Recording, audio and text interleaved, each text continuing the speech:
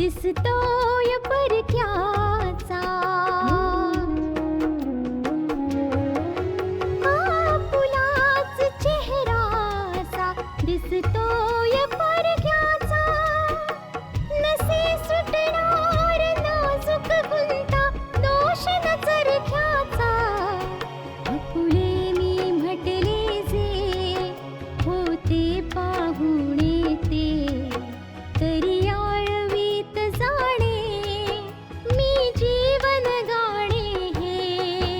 रेखा ही भाग्याची, रेखा ही भाग्याची, रेखा ही भाग्याची, रेखा ही भाग्याची.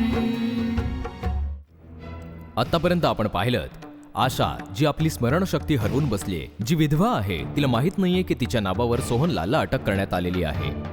सोहनलालच्या अटकेमुळे सर्वत्र वातावरण तंग आहे. पल्लवीला आशासोबत घालवलेले ते क्षण आठवतात जेव्हा आशा पल्लवीच्या प्रत्येक आनंदात तिच्यासोबत असायची. पल्लवीला सारखा कुंदनचा फोन येत असतो. कुंदन लपून छपून पल्लवीवर नजर ठेवून आहे. दुसऱ्या दिवशी गायत्री आणि किरीट सोहनलालला जामिनावर सोडवतात आणि घरी घेऊन येतात. आता पुढे. देवा देवा देवा देवा. काय रे, काय करतोयस? कधीपासून वाट बघतोय तुझी? तुमचंच काम करत होतो बॉस. काल संध्याकाळी जेव्हापासून सोहनलालच्या अटकेची खबर मिळाली आहे तेव्हापासून तुम्ही मला कामाला लावलं आणि त्यामुळे तिथे नजर ठेवायलाच हवी होती.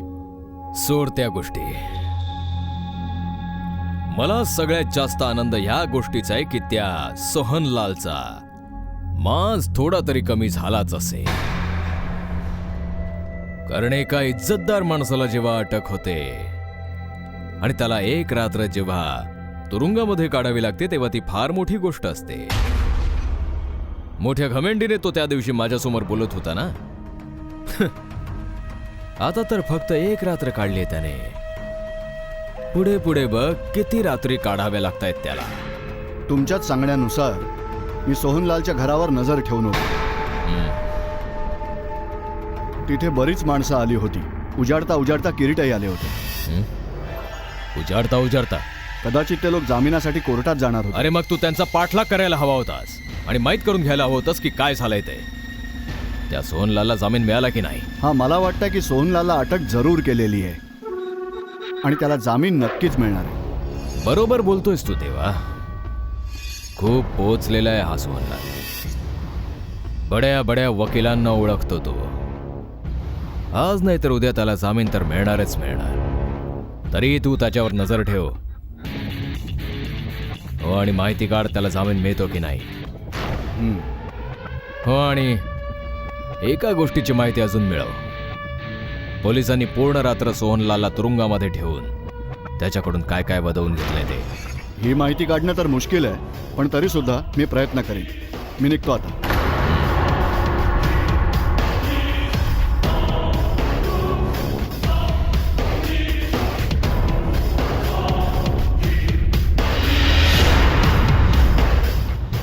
आशिष, काय झालंय रे? होणार काय नाना? पोलिसांनी आपली फॉर्मॅलिटी कंप्लीट केली, बस. सोहनलालला अटक केली, रात्रभर तुरुंगात ठेवलं आणि सकाळी जामिनावर सोडून दिलं. पण सगळं जिथल्या तिथेच आहे. ओ, म्हणजे हा, त्यांची पण वावा, शिवाय पोलिसांची पण वावा. नाही बेटा, पोलिसांनी तर सोहनलालला सत्य वदवून घेण्यासाठीच अटक केली होती ना. मी सांगितलं ना नाना, गोष्ट जिथून सुरू झालीये तिथेच थांबलीये. ह्या प्रकरणाचा काहीच फायदा नाही झाला. आता आता कसं काय सुटणार हे कोड? कशासाठी होती ही अटक? पोलिसांकडे कोणताही पुरावा नसेल तर मग अटक करण्यामागे अर्थ तरी काय? हे पण नाही माहिती नाना की सोहनलालच्या विरोधात पोलिसांकडे कोणता पुरावा होता की नव्हता. आता बघूया पुढे काय होतं ते. काय बघायचंय बेटा? सोहनलालच्या अटकेचं बालन सुद्धा माझ्यावरच येणार आहे. कामिनी आणि सोहनलालच्या लढाईमध्ये मात्र मी भरडला जातोय. वरून आशाची काळजी, या गोष्टीची काळजी की आशाला घाबरत घाबरत कुठे फिरायला न्यायचं तरी कसं? कधीपर्यंत चालणार हे सगळं? नाना, इतकं पण घाबरायची काही गरज नाहीये. काय करू बेटा, या प्रसंगातून कधी जावं लागेल असा विचारही केला नव्हता. कधी एक क्षण सुद्धा सुखात नाही घालवता येत मला. काय झालंय माझ्या आयुष्याचं? नाही नाना, हे बघा, त्रास नका करून घेऊ. मी आहे ना तुमच्यासोबत. सोहनलालला जामीन कोणत्या आधारे मिळालाय हे आपल्याला बरोबर फक्त पल्लवी सांगू शकते, कारण ती सोबत होती त्यांच्या. हे बघा, पल्लवीला येऊ द्या, सगळ्या गोष्टी माहिती होतील. हो बेटा, आता तर फक्त हीच प्रार्थना आहे की लवकरात लवकर सगळं ठीक होऊ दे आणि माझ्या आशाच्या आयुष्यातून हरवलेलं सुख पुन्हा येऊ दे.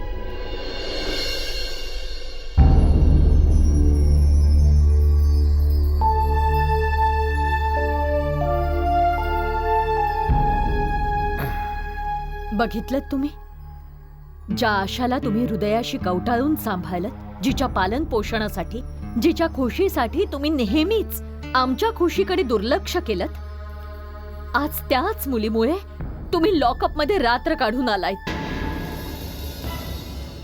खरोखर आशा आणि नानांनी आज पप्पांना अशा स्थितीत पोहोचवलंय ज्याच्याबद्दल आम्ही विचार सुद्धा करू शकत नाही. आपण तर काही विचारच केला नाही, पण यांनी आशासाठी जरूर स्वप्न पाहिली असती. अर्ध आयुष्य तर निघून गेलं स्वप्न पाहण्यामध्ये, आता अर्ध आयुष्य जाईल स्वप्न तुटण्यामध्ये. या आशाने तर यांचं सुखच हिरावून घेतलंय. जर तिने माझं सुख हिरावून घेतलं तर तू कोणतं सुख देतेस मला हे सर्व बोलून?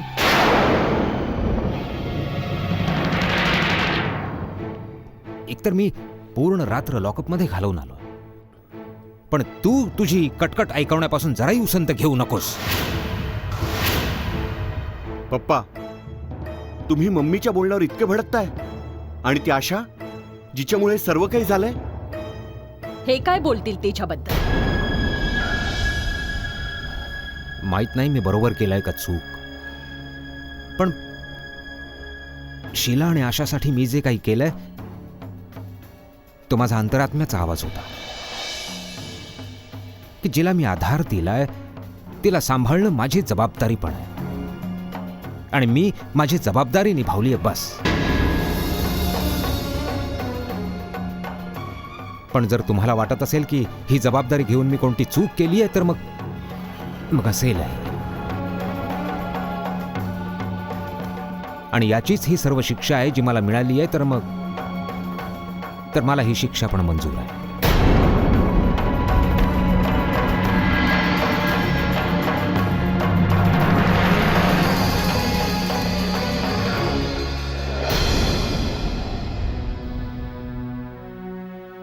मम्मा, तुला अगं माहित होतं की पापा इतके त्रासलेले आहेत, त्यांचं डोकं ठिकाणावर नाहीये. अशा अवस्थेत तू शांत राहायला हवंस मम्मा. मी असं काय बोलले?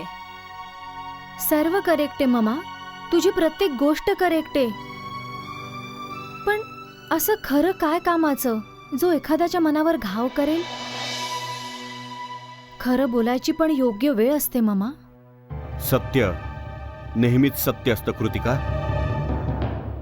जसं सत्य कधी बदलत नाही तसंच सत्याला सहन सुद्धा करावं लागतं.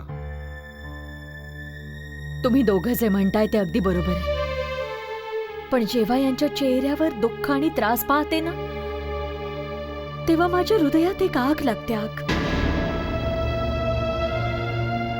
आणि डोक्यात एकच विचार थैमान घालतो की ही मुलगीच त्यांच्या बर्बादीचं कारण आहे. आणि नको असतानाही माझ्या तोंडून या सगळ्या गोष्टी निघतात.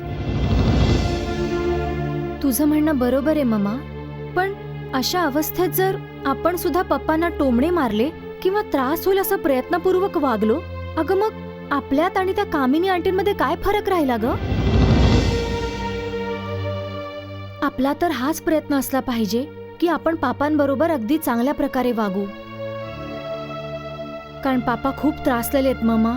हो, आणि त्यांना आपल्या सहानुभूतीची खूप गरज आहे.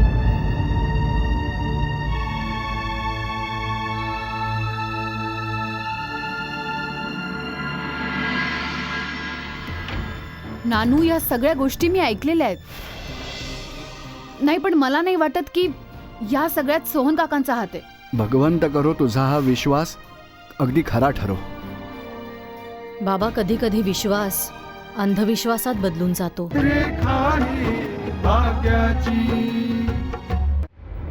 नानू, इथे गोष्ट सहानुभूती किंवा अप्रूची नाहीये.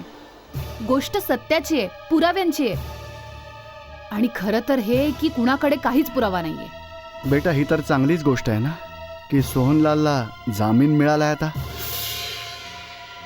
नानू, जेव्हा कुणाकडे पुरावाच नाहीये तर मग पोलिसांना जामीन द्यावाच लागेल सोहन काकांना. आणि कुणाला काय हक्क आहे हो विनाकारण आरोप करण्याचा? कोणी आरोप करत नाहीये पल्लवी. पोलीस फक्त सत्यापर्यंत पोहोचू पाहतायत आणि पोलिसांची ही एक पद्धत आहे. आंटी, मी परत परत हेच ऐकलंय की तुम्हाला सोहन काकांवर संशय आहे. पण तुम्ही मला हे सांगाल का की ह्या संशयाचं मूळ कुठे? एक काम कर, तू स्वतः सोहनलालशी का नाही बोलत एकदा? विचार त्यांनाच काय आहे त्यांच्या मनामध्ये. जेव्हा ते आशाला आपल्या घरी घेऊन गेलेले तेव्हा कुठला चोर लपलेला त्यांच्या मनामध्ये? हो, आणि खरोखरच त्यांनी अजिबात काही केलेलं नाहीये. मग कोणते पुरावे लपवू पाहतायत ते? पल्लवी, सोहनलाल गुन्हेगार आहे की नाही हे मला नाही माहीत. अगं, पण त्याचा स्वार्थीपणा तेव्हाच समोर आला जेव्हा तो आशाला आपल्या घरी फक्त पुरावे मिळवण्यासाठी घेऊन गेला. हे सर्व ऐकून असं नाही वाटत की खरोखरच काहीतरी काळं बेर आहे? जर एका माणसाने काही केलेलंच नसेल बघ, तर तो घाबरून नाही फिरणार. सोहनलालने जरूर काहीतरी केलंय, यासाठीच काहीतरी लपवतायत ते. बेटा, तुला ही गोष्ट कुणीच सांगितली नसेल की आशाकडे असे काही पुरावे होते ज्याच्या आधाराने ती सोहनलालवर केस करणार होती. ह्या गोष्टीमुळे बापा मुलीत खूप भांडणही झाली. याआधीच की ती सोहनलालवर केस करेल, आशा आणि अजयवर गोळ्या झाडल्या गेल्या. नानू, ह्या सगळ्या गोष्टी मी ऐकल्यात हो. नाही, पण मला नाही वाटत की ह्या सगळ्या मागे सोहन काकांचा हात आहे. भगवंत करो तुझा हा विश्वास अगदी खरा ठरो. बाबा, कधी कधी विश्वास अंधविश्वासात बदलून जातो. आंटी, मी सांगितलं ना की मी नेहमी सत्याच्या बाजूने असेल. एकदा हे सत्य कसंही करून सगळ्यांसमोर येऊ दे. कसं समोर येईल? जोपर्यंत आशाची स्मरणशक्ती परत येत नाही, काही सुद्धा समोर येणार नाही.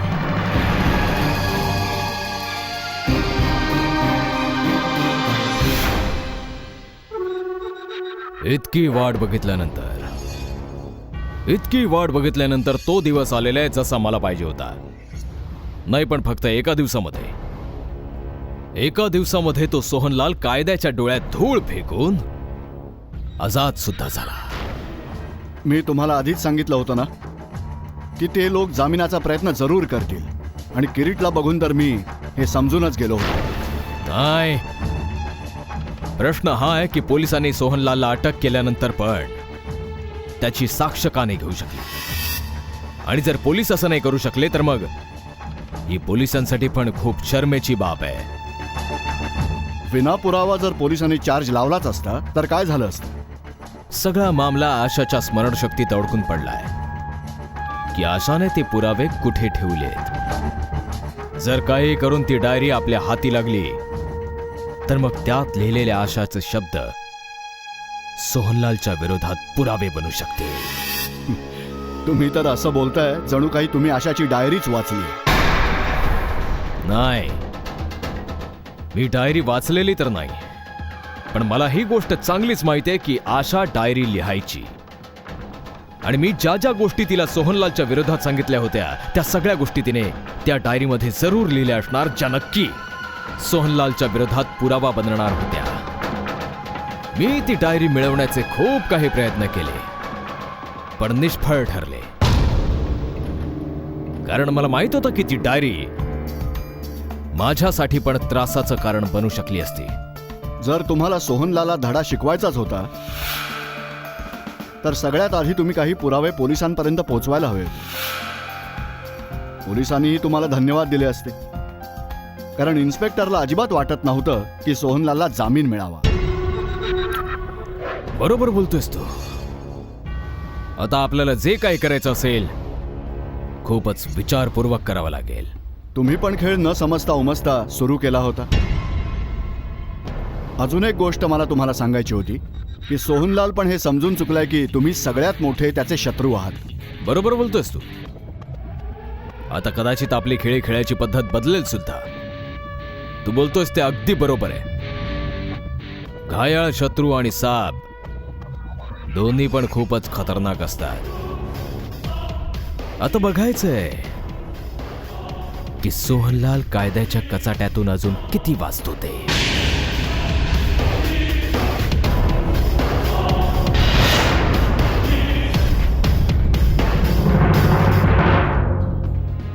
आपल्याला या साऱ्या ट्रॅकचा नीट तपास केला पाहिजे. हे माहिती करून घेतलं पाहिजे की अजयचे कोण कोण शत्रू असू शकतात किंवा आशाचे अजून कोण कोण शत्रू असू शकतात. ती पण एक क्रिमिनल लॉयर होती, तिचे पण खूप सारे शत्रू असू शकतात. रेखा ही भाग्याची. रेखा ही भाग्याची, रेखा ही भाग्याची, भाग्याच्या रेखात दडले सगळे हे. का अधिक सेवा उणे, का कुणास कळले हे. रेखा ही भाग्याची, रेखा ही भाग्याची, भाग्याच्या रेखात दडले सगळे हे. आशाला जसं ठेवायचं आहे तसं तुम्ही ठेवा. मी आधी पण सांगितलंय की आशाचं संरक्षण करण्याची जबाबदारी तुमची आहे, माझी नाही. आणि मी ही तुम्हाला धमकी नव्हती दिली, जिला तुम्ही धमकी मानून मला त्यात गुंतवण्याचा प्रयत्न करता. पल्लवीचा फोन आला होता. ती सांगत होती की पोलिसांनी सोहनलालना अटक केली म्हणून. काय? सोहनलालला? हो नानू. ती मला हे सुद्धा सांगत होती की एका मुलीमुळे एका बापाला तुरुंगात जावं लागतं ही किती शर्मेची बाब आहे. बेटा ही तर चांगलीच गोष्ट आहे ना की सोहनलालला जामीन मिळालाय आता. नानू, जेव्हा कुणाकडे पुरावाच नाहीये तर मग पोलिसांना जामीन द्यावाच लागला सोहन काकांना. आणि कुणाला काय हक्क आहे हो विनाकारण आरोप करण्याचा? कोणी आरोप करत नाहीये पल्लवी. पोलीस फक्त सत्यापर्यंत पोहोचू पाहतात आणि पोलिसांची ही एक पद्धत आहे. किरणांची कधी साथ न सोडावी, अन आपुली नाती जोडावी, नाती जोडावी,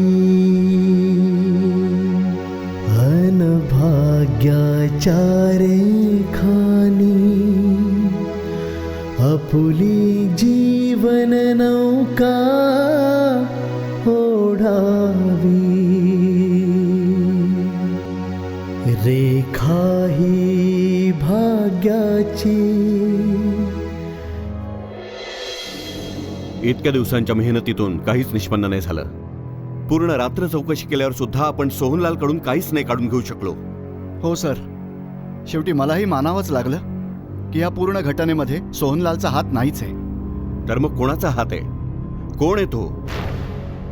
का म्हणून आणि कशासाठी अजय आणि आशावर हल्ला झाला होता? हाच तर विचाराचा मुद्दा आहे सर. आपल्याला जी इन्फॉर्मेशन मिळालेली त्याच्या आधारावर आपण एकच गोष्ट विचारात घेऊन चाललेलो की आशा सोहनलालवर केस करणार होती आणि सोहनलालने तिला थांबवण्यासाठी गोळ्या झाडल्या. आणि आता असं वाटतं की हे सत्य नाहीये. जर हे सत्य नाहीये तर सत्य तरी काय? आपला तपास चुकीच्या दिशेने तर नाही चाललाय श्यामलाल? आणि असं तर नाही की ह्याच्या मागे मामलाच काही वेगळा असेल, कारणच काही वेगळं असेल? तुम्ही बरोबर बोलताय सर. असंही होऊ शकतं. असं होऊ शकतं तर मग कोण असू शकतं? सर, गोळ्या झाडल्या गेल्या आहेत, काही छोटी गोष्ट नाहीये. शत्रू तर मोठा आहेच सर. शत्रुत्वही मोठं वाटतंय. आपण हा पण तपास केला होता की ह्यामध्ये एक्स्टॉर्शनचा तर मामला नाहीये. तो पण वकिलाबरोबर. आशाच्या बरोबर अजय पण एका मोठ्या कंपनीमध्ये कामाला होता.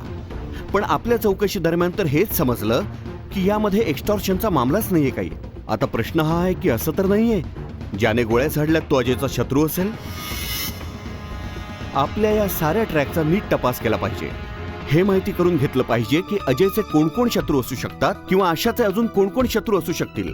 ती पण एक क्रिमिनल लॉयर होती, तिचे पण खूप सारे शत्रू असू शकतात. सर, आशा एक क्रिमिनल लॉयर आहे, सत्याच्या मार्गावर चालणारी.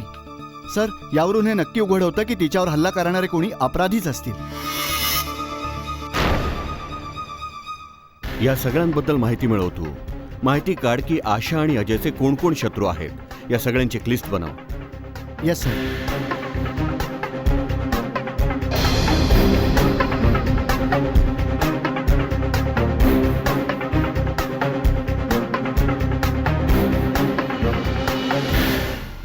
Pallavi, you love me and I love you.